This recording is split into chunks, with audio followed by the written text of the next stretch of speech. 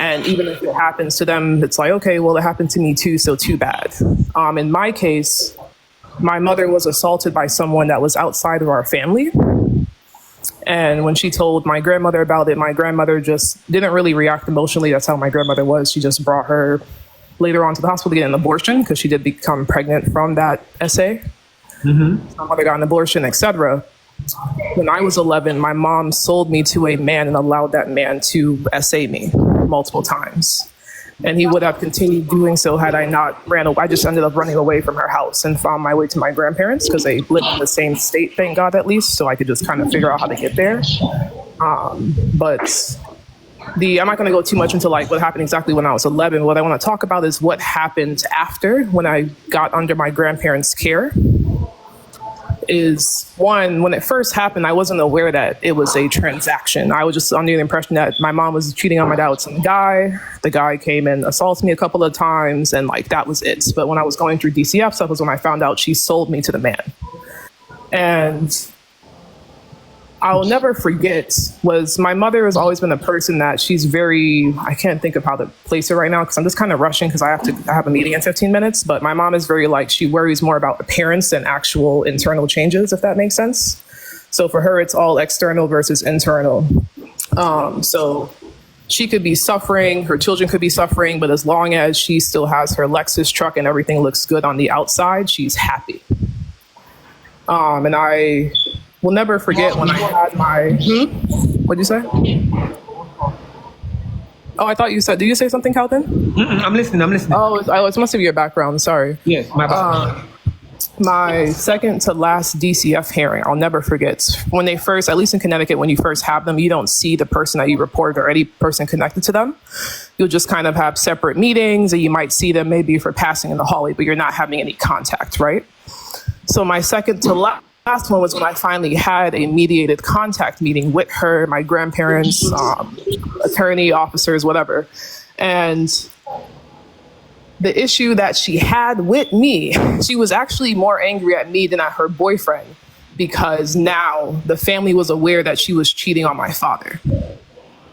And that was the only thing that my mother had said to me in that second to last meeting was that it was my fault because now the family could look at her as an adulterer and as like basically not the perfect image or woman that she portrays herself to be, right? And later on, again, I'm not going to go into specifics, but as far as just teenage years and going into young adulthood, I was still living with my grandparents for the most part until my grandmother died and I went off and lived on my own since I was 19. But it showed me, and this is why I went into education. I'm currently going into my doctorate for psychology, and this is why I wanted to study these things because it made me interested in how these cycles are in my family because when I was older, I found out many women in my family were assaulted by either men in my family or outside of our family. And that it was just a common thing. And it felt as if my mom was in a weird way, trying to initiate me into the cycle of trauma. And it was as if she was upset by the fact that I would not accept it. So even to this day, there's multiple family members of mine. I found out that and that's why my grandmother would protect me so much. When my grandmother passed when I was 19, I originally had planned on still living with my grandfather while I finished college. My grandmother passed my junior year of college, so I had a year and a half left when she died, right? And my grandfather, I found out quickly, he didn't do anything to me, but it was how he was looking at me and things he would say. And I brought one of my friends over to the house one night when we had driven home from college, stopped by to say hi to him, and he grabbed my friend and tried to force her to kiss him.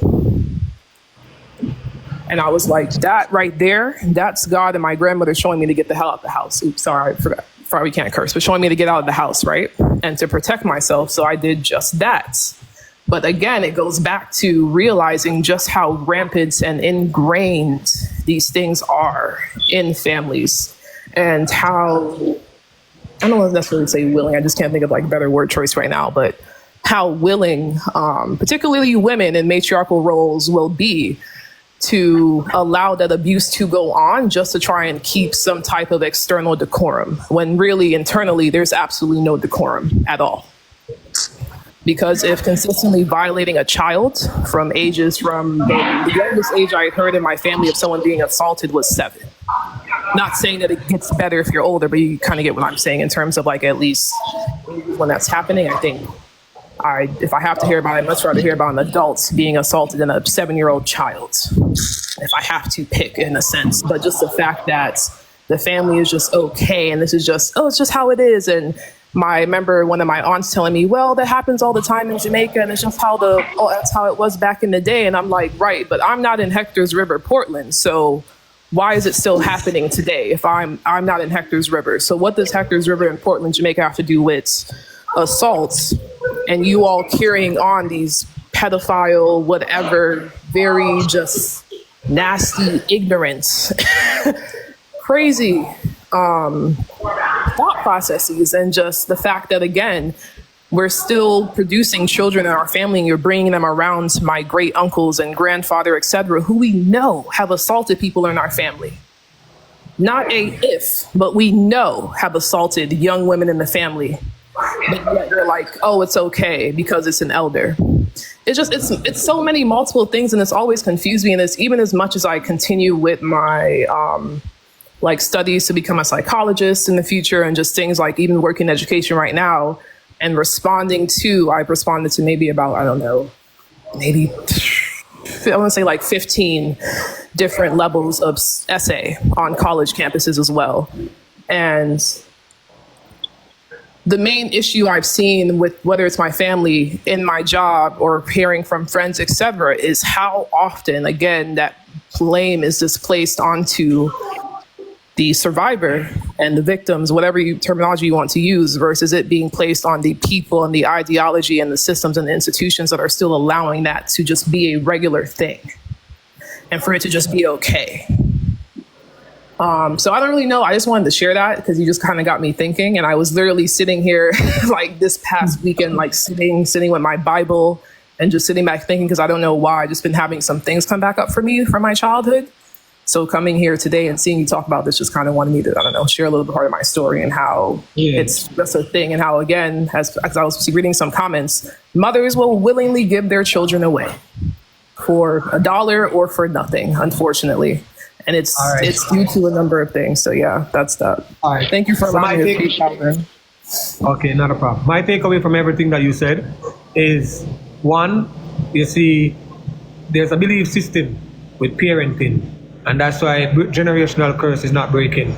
Because a lot of them have belief system the same way how my grandmother raised my mother want to raise me that way. So these are the things that happen, they pass down from generation to generation. The next thing that I took away from what you said is a thing called trauma response by default.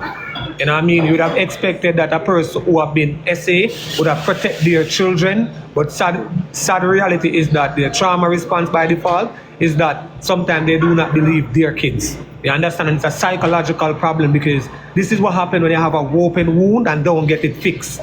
So a lot of them, as I said, people are doing things that they don't even know why they're doing it, because as I said, people are not trying to fix themselves. People are run from them true identity, because we have an identity crisis going on. We also have a mental health crisis going on.